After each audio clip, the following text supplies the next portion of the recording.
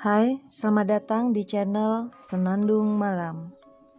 Hari ini saya akan menceritakan sebuah cerita yang berjudul tentang cintaku dari alam lain. Sebelum mendengar ceritanya, silahkan di subscribe dulu channel ini dan juga jangan lupa untuk di like. Aku mendengus sebal bertemu dengan Tia. "Ada apa denganmu, Wulan?" tanya Tia. "Kenapa manyun begitu?" sambil tertawa terbahak-bahak. "Aku sebel banget, Tia. Kenapa aku susah sekali sih dapat pacar? Masa selama 7 tahun gak pernah pacaran lagi? Kenapa gak ada yang tertarik padaku? Padahal aku cantik. Hidungku mancung, bibirku seksi," sambil memanyunkan bibirku. "Lumayan tinggi dan baik hati pula," gerutukku. Tia pun makin tertawa terbahak-bahak mendengarkan celotehku. "Terus, apa kabar dengan app dating yang kamu download itu, Wulan? Belum ada yang nyantol juga?" tanya Tia. Belum ada yang pas. Belum ada yang nyantol juga." Tia pun tertawa sambil menggeleng-gelengkan kepalanya. "Makanya jangan susah-susah kriteriamu," katanya lagi. "Nggak susah kok, aku cuma pengen punya cowok yang tinggi. Paling nggak minimal tingginya 179 cm, kurus, pendiam, smart, dan kadang memakai kacamata min, apalagi sering memakai kemeja putih yang lengannya dilipat," jawabku sambil menghayalkan pria idamanku itu. Bruk! Lamunanku seketika buyar ketika sebuah bantal mendarat di wajahku. Tia yang melihatku kaget pun kembali tertawa dan melemparkan tubuhnya di tempat tidur. Aku pun segera rebahan juga di sebelahnya. "Nanti malam jangan lupa ya ke acara Ultah Maria," suara Tia pecahkan keheningan kamarku. "Oke," jawabku singkat. Malam pun tiba dan aku segera bersiap-siap untuk berangkat ke acara Maria. Dari kejauhan aku sudah melihat Tia dan Maria sedang mengobrol. Aku mendatanginya dan segera bergabung untuk mengobrol. Di acara itu, Maria menghidangkan makanan seafood dan bir. Jadi kami mengobrol sambil meminum beberapa botol bir. Waktu pun kian cepat berlalu. Aku berpamitan dengan Maria dan Tia untuk segera pulang ke rumah. Kulihat jam di tanganku sudah menunjukkan pukul 12.30 malam, jadi sekitar jam setengah 1 malam. Di acara itu, aku menghabiskan 3 botol small beer yang cukup membuatku agak sedikit mabuk. Maria dan Tia agak khawatir saat aku hendak pulang sendiri. Mereka meminta salah satu teman laki-laki kami mengantarkanku pulang, tapi aku menolak dan segera melajukan mobilku dengan kecepatan sedang. Rintik hujan perlahan membasahi jalanan. Di saat melewati jalan bypass, tiba-tiba saja dari kejauhan aku melihat orang terkapar di tengah jalan. Aku segera menghentikan mobilku. Sejenak, aku terdiam di dalam mobil. Aku mencoba mengklakson seseorang itu, tapi tetap tak bergerak. Aku ragu untuk menolongnya karena aku takut itu hanya jebakan. Tapi bagaimana kalau orang itu memang benar-benar terkapar dan butuh bantuan? Mungkin saja dia korban begal. Sudahlah. Kuputuskan untuk turun dan menolongnya. Aku mendekat ke tubuh yang terkapar itu dan mencoba untuk membangunkannya dan melihatnya. Tetapi saat ku sentuh tubuh itu, tiba-tiba dia langsung terbangun dan mengalungkan pisau ke leherku. Lemas tubuhku dan tak bisa bergerak di bawah guyuran hujan.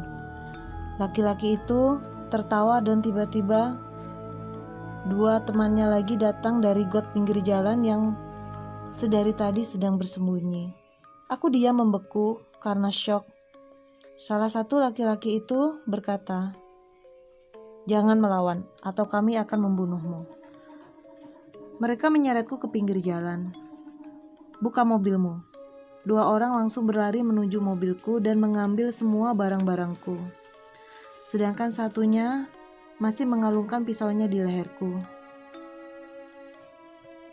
"Udah semua kalian ambil?" "Sudah, bos." "Oke, bagus." Orang yang dipanggil bos itu tiba-tiba mendekatkan wajahnya ke wajahku. Dia menatapku lekat-lekat dan berkata, "Kamu cantik sekali," sambil menyeringai. Aku langsung mundur dan mencoba untuk kabur. Tapi dua laki-laki itu memegang kedua tanganku. Bos itu mendekat dan memegang daguku dengan kasar. Kepalanya dicondongkan ke kepalaku hendak menciumku. Aku berontak, tapi tetap tak berdaya. Aku memejamkan mata sambil menangis. Tapi tiba-tiba tidak ada suara. Tidak ada yang memegangiku lagi. Pelan-pelan ku beranikan diri untuk membuka mataku. Dan betapa terkagetnya aku karena melihat 3 penjahat itu sudah terkapar dan berada beberapa meter dariku. Aku bingung dan panik. Aku lihat dalam remang-rempang lampu jalanan ada seorang laki-laki sedang memperbaiki kemejanya. Mungkinkah dia yang menolongku tadi? Dia mulai mendekat dan aku juga mulai bisa melihat wajahnya dengan jelas. "Kau tidak apa-apa?" tanyanya padaku. Aku yang terdiam dalam dinginku hanya bisa menggeleng-geleng. Tapi tiba-tiba aku tergeletak tak sadarkan diri. Samar-samar aku terbangun dan membuka mata.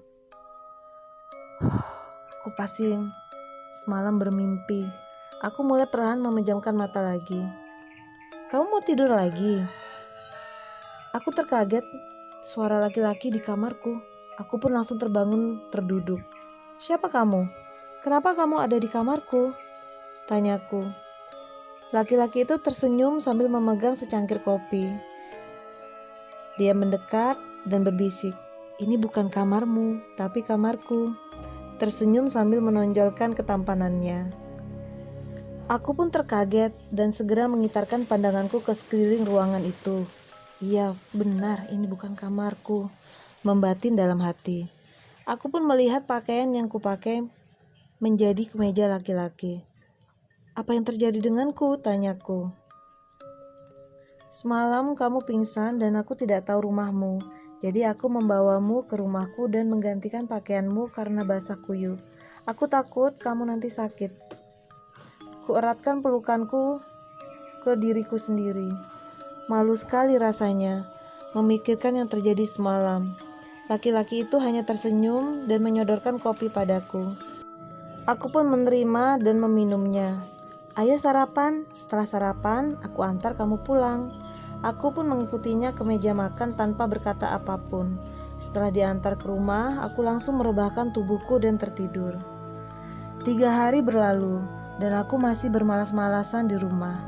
Aku masih trauma atas kejadian waktu itu. Ting tong, ting tong. Bel berbunyi. Siapa yang datang? Batinku. Karena aku sangat jarang memperbolehkan teman-temanku datang kecuali Tia. Dengan bermalas-malasan dan masih mengenakan baju tidurku, celana pendek dan tank top, aku membuka pintu rumah. "Hai Wulan," dengan senyum yang sangat ramah. Aku kaget, terdiam mematung. "Aku kesini untuk melihat keadaanmu dan mengembalikan bajumu." Aku pun hanya mengangguk. "Boleh aku masuk?"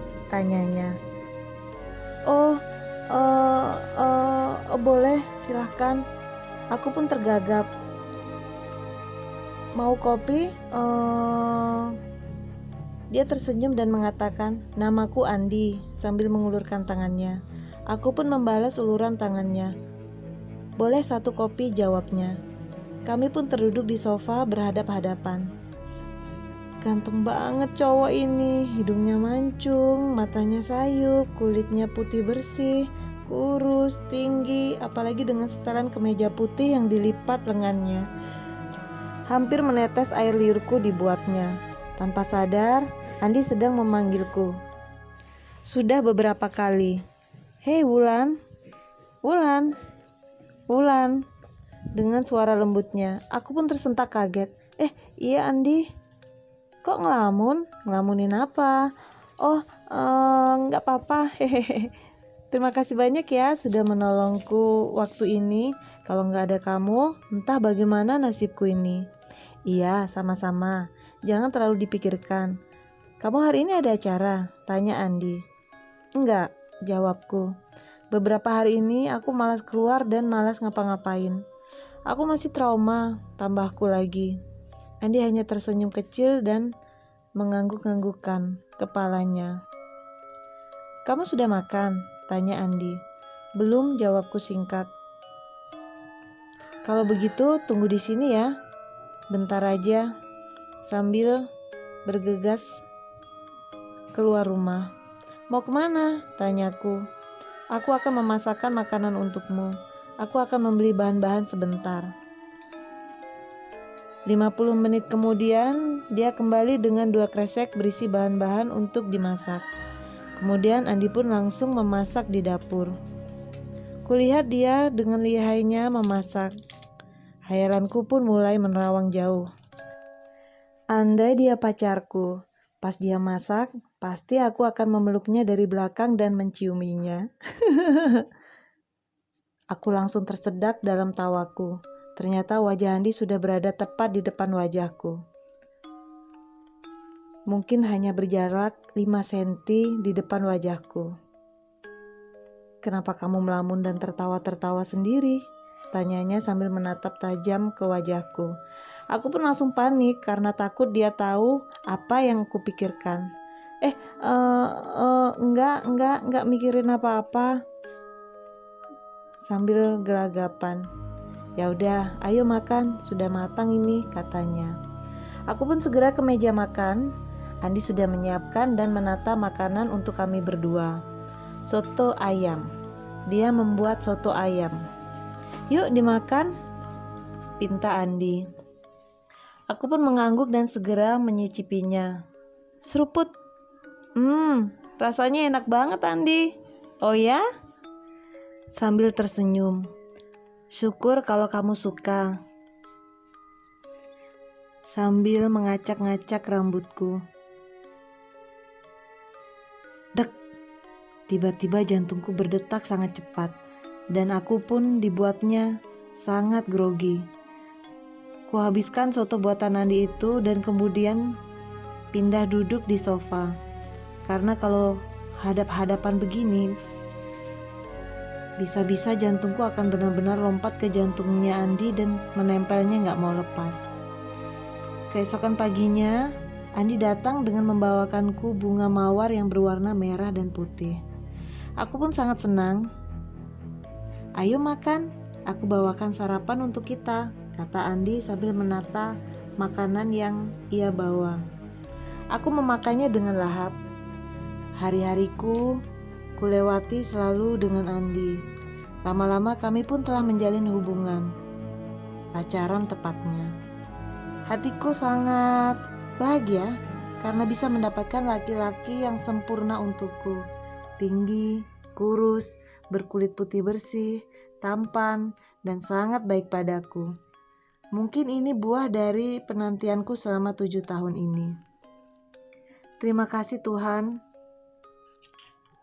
gumamku dalam hati. Pagi ini kami berencana untuk jalan-jalan ke Bedugul. Karena Andi tahu aku sangat menyukai tempat tersebut. Tempat di mana banyak pohon-pohon dan kabut. Perjalanannya untukku sangat menyenangkan karena aku kesana dengan orang terkasih. Sesampai di Bedugul, Andi menggelar karpet untuk kami duduk dan menyiapkan makanan yang telah kami bawa dari rumah. Aku tiduran di pangkuan Andi sambil menatap wajah Andi yang memang sangat tampan. Aku bersyukur bisa memilikimu sayang, sambil mengelus-ngelus rambutku, kata Andi. Aku juga sangat bersyukur, jawabku tak mau kalah. Andi pun menimpali dengan kecupan di keningku yang bertubi-tubi. Aku ingin segera menikahimu, sayang. Aku pun sangat kaget mendengar kata-kata Andi barusan. Kaget, tidak percaya, dan bercampur bahagia. Belum juga aku jawab, tiba-tiba hujan deras datang menyapu. Kami buru-buru membereskan semua perlengkapan dan bergegas masuk ke dalam mobil. Basah kuyup. Ya, kami berdua basah kuyup. Gimana kalau kita menginap saja?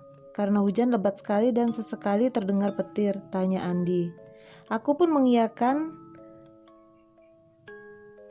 Kami mencari hotel di dekat sana. Setelah mendapatkan hotel yang nyaman, Andi pun langsung membookingnya. Aku langsung mandi dan berendam air hangat. Aku menggigil kedinginan, ditambah lagi udara di Bedugul, Bali ini memang sangat dingin. Setelah keluar dari kamar mandi, aku mencium aroma kopi hangat yang sangat menggoda. Sangat harum. Ini minum kopinya. Andi menyodorkan kopi sambil mencium bibirku. Setelahnya dia langsung masuk ke kamar mandi untuk bergantian mandi. Di atas tempat tidur, Andi sudah menyiapkan baju untukku. Segera aku memakai baju kemeja yang tentu saja itu kemejanya milik Andi. Kemeja putih. Kebetulan Andi membawa beberapa baju di mobilnya. Aku sangat menikmati setiap teguk dari kopi ini. Rasanya sungguh nikmat. Mungkin karena sambil melihat pemandangan danau yang sangat indah, pepohonan yang rimbun, dan ditambah lagi tetesan air hujan yang diterpa kabut, maka membuat suasana di sini sangat menyenangkan. Terasa pelukan yang sangat hangat dari belakang. Nafas Andi terasa sangat hangat di leherku. Sambil meminum kopiku, dia terus memelukku dengan hangat. Bagaimana kalau kita menginap beberapa hari di sini, sayang? Bukankah tempat seperti ini yang sangat kamu sukai? Ucap Andi lagi. Iya, aku mau. Aku suka di sini, jawabku. Oke, baguslah. Sambil tersenyum dan menciumku dari belakang. Ciuman itu membuatku lama-lama semakin bergairah. Apalagi melihat wajah Andi yang sudah berubah memerah dan tinggi. Kami pun melanjutkan adegan itu sampai ke tempat tidur. Selesainya, di dalam selimut, Andi memelukku sambil mengecup kening dan rambutku. Kamu sudah menjadi milikku, sayang. Aku sangat mencintaimu dan tidak akan mau melepaskanmu. Aku pun tersenyum bahagia mendengar ucapan Andi. Sambil mempererat pelukanku ke tubuhnya. Terima kasih karena kamu sudah selalu ada untukku, Andi. Kamu selalu membuatku bahagia, mengisi hari-hariku. Sudah begitu sabar, lembut dan menyayangiku.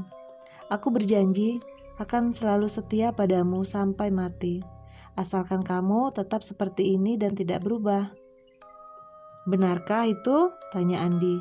Iya, benar. Andi pun tersenyum mendengar ucapanku. Sambil mengelus-ngelus badanku dan mengecup keningku. Sayang, ucap Andi. Ya, jawabku. Aku ingin memberitahukan sesuatu padamu. Apa? Aku sudah sangat mencintaimu sejak 7 tahun yang lalu. Hah? 7 tahun? Kita kan baru bertemu 3 bulan yang lalu, Andi. Enggak, sayang. Aku sudah melihatmu dan mengetahui tentangmu dari 7 tahun yang lalu. Oh ya? Jawabku tak percaya. 7 tahun itu aku selalu mengikutimu kemanapun kamu pergi. Aku selalu berada di dekatmu. Aku tidak bisa jauh darimu. Sungguh, sedetik pun aku tak sanggup. Karena kamu sudah berjanji akan setia kepadaku, maka aku akan memegang janjimu dan aku akan jujur kepadamu, sayang. Jujur tentang apa? Sambil bertanya dalam kebingunganku. Aku sudah hidup ribuan tahun, mencari sesuatu dalam hidupku. Sesuatu yang sangat berarti dalam hidup. Sesuatu yang membuatku bisa merasakan indahnya hidup. Hah? Hanya kata-kata itu yang keluar dari mulutku. Kamu ingatkah, sayang, 7 tahun lalu kamu pernah menangis sesenggukan di bawah pohon beringin yang sangat besar itu? Kamu mengatakan ingin mati saja sambil terus menangis. Iya, aku ingat sambil menerawang mengingat masa yang mengenaskan itu. Itu adalah kali pertama aku melihatmu. Aku memperhatikanmu, mendengar keluh kesahmu. Aku mulai iba padamu. Kamu sempat menyandarkan badanmu yang oleng itu ke pohon itu. Dan kamu tahu sayang, aku sebenarnya sedang memelukmu, walau aku tidak memperlihatkan diriku. Dek, jantungku mulai berdetak kencang. Apakah benar yang Andi katakan?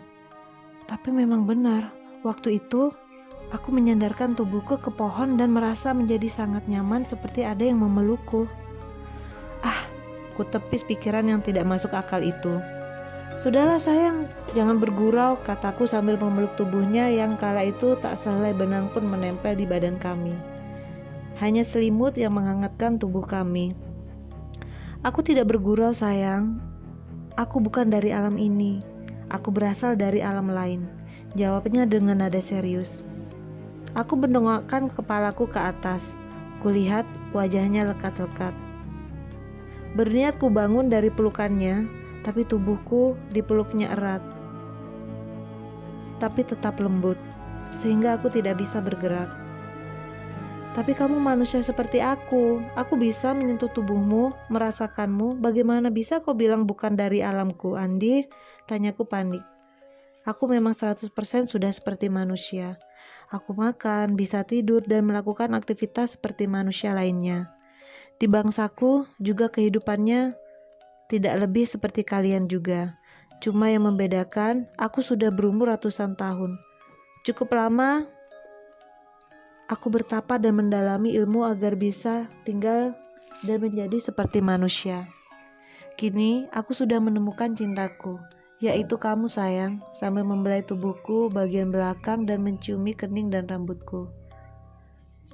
Aku masih tidak percaya ini semua, kataku sambil menangis dan bernada tinggi. Lihat meja di depan sana, pinta Andi. Meja itu tiba-tiba bergerak ke kanan dan ke kiri, dan tiba-tiba terbang. Aku juga bisa menghilang, pindah di dimensi lain. Jadi dimanapun kamu berada, jika memanggil namaku, aku akan langsung muncul di hadapanmu. Itu janjiku. Aku paksakan tubuhku lepas dari pelukannya. Hendak mengambil baju ke meja, tiba-tiba Andi berlutut di depanku sambil berkata, "Kumohon sayang, jangan pergi dariku. Jangan tinggalkan aku. Aku sangat mencintaimu." Aku tidak menghiraukan rengekan Andi dan menarik kemeja itu dari kursi. Tiba-tiba Andi berkata dengan lembut, "Kamu sudah tidak bisa lepas dariku, sayang." Senyum hangat terukir dari wajah tampan Andi. Posisi dia masih berlutut dan kami masih tanpa sehelai pakaian pun. "Kamu sudah berjanji padaku," sambil mengelus perutku dan tersenyum hangat. Tiba-tiba Andi berkata, "Ada anak kita di dalam perutmu," sambil mengecup-ngecup perutku dan terus mengusap-ngusap perutku. Bagaikan tersambar petir, aku mendengar perkataannya. Aku langsung lemas ketika dengan sigap Andi langsung bangun dan memelukku. Aku menangis sejadi-jadinya di dalam pelukannya. Yang kurasakan saat itu hanyalah kebingungan. Kebingungan yang teramat sangat. Andi mengangkatku ke tempat tidur. Dibaringkan aku di sana. "Ini minum sayang, biar kamu lebih tenang." Aku bangun dan meminum air yang diberikannya. "Maaf, karena aku sudah membuatmu terkejut seperti ini sayang." Suaranya yang terdengar sangat lembut dan sabar. Aku hanya tidak ingin berbohong atau menutupi sesuatu dari seseorang yang aku cintai. Aku hanya terdiam, tidak menjawabnya. Kemudian aku pun berbaring membelakanginya. Tidak lama kemudian pelukan dari belakang pun aku rasakan. Andi membalikkan tubuhku dan segera menindihku. "Sayang, kamu masih marah padaku," bisiknya. Aku tidak menjawab dan memalingkan wajahku. Andi tersenyum hangat. Kemudian dengan lembut dia menciumi leherku, ke bibirku, dan mulai bergerilya. Di saat dia memasukkannya, aku mendesah pelan. Diciuminya bibirku sambil dia melakukannya. Sambil bercinta, dia berbicara padaku, "Sayang, maafkan aku ya."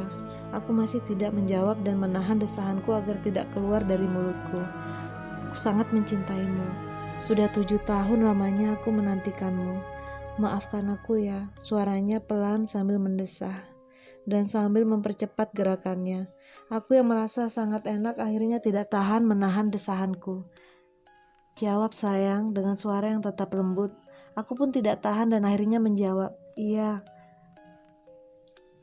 "Apa sayang?" tanyanya lagi sambil menyeringai lembut. "Iya," sambil terbata-bata aku mengatakannya.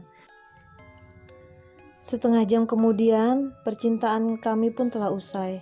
Aku tertidur pulas di pelukan Andi, karena memang badanku sangat lelah.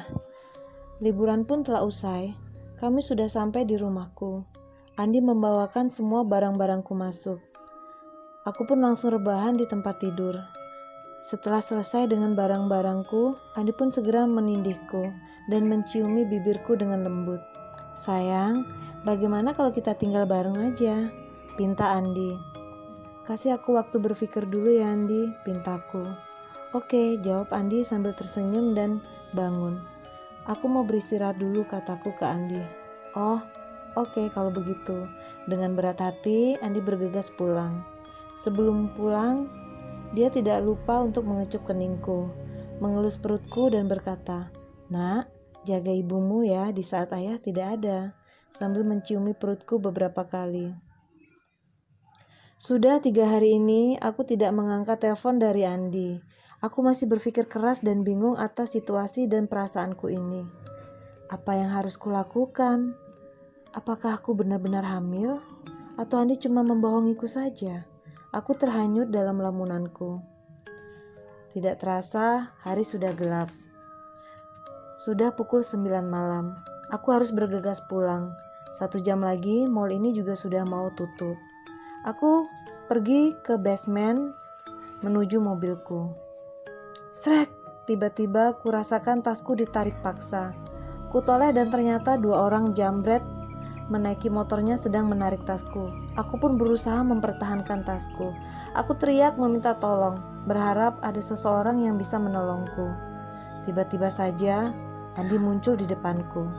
Entah dari mana datangnya. Dia menarik tasku dan menendang sepeda motor si jambret itu.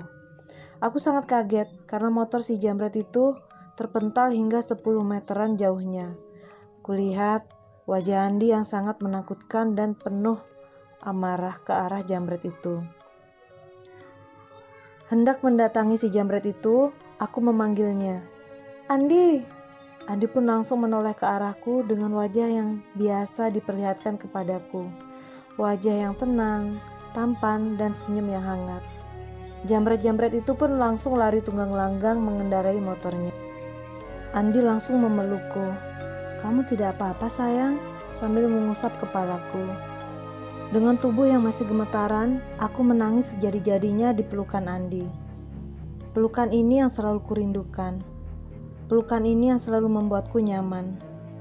Dan aku sudah putuskan bahwa aku akan menikah dengan Andi, walaupun kita beda alam.